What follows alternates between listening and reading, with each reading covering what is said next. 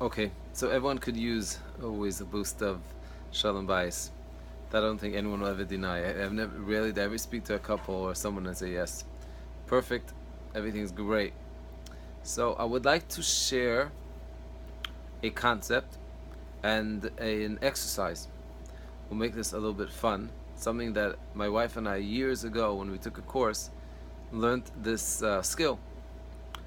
Well, it's going to be based on something that I actually spoke about in a different WhatsApp, and that is the book called The Other Side. The Other Side is a book that speaks about judging someone favorably.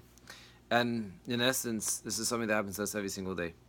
For example, you hear something about someone comes and tells you about someone, and you're like, I can't believe they did that. Wow. Oh yeah, they just got divorced. Yeah, oh, he was awful. You won't believe what he used to do, how he used to treat. Whatever the story is, and right away we conjure up, and it's natural for us to start picturing exactly the picture based on what the person's telling us. But as we know, in every story there's two sides. Never, and that's why there's a concept called Hilchos Lashon Hara. There's a book by the Chafetz Chaim, and it's probably the most important book out there, besides, of course, the Torah itself. Why? Because destruction, the most powerful destruction, is words. And the most powerful, positive building blocks of this world is positive words. So let's speak about Lashon Hara, when a person says negative things about someone else, and we listen and we accept it. That's a very serious no-no. Now, how does this concept relate to Shalom Bayis? So it's very simple. Many times, a husband and wife, you can be married for 10, 15 years. Doesn't matter. We think we know each other. And yes, of course, if you're living with each other and you're communicating with each other, you get to know each other. You feel almost like brothers and sisters. But at the same time, if you did the following, if you sat down with your husband and you would say, okay, we're going to have a game.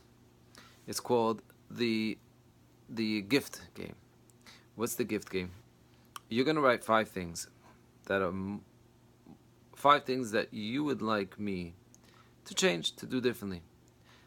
Of course, you love me and everything that I do is great, but if there would be 5 things that you could put on the list that you'd like me to do different, and I'll do the same thing.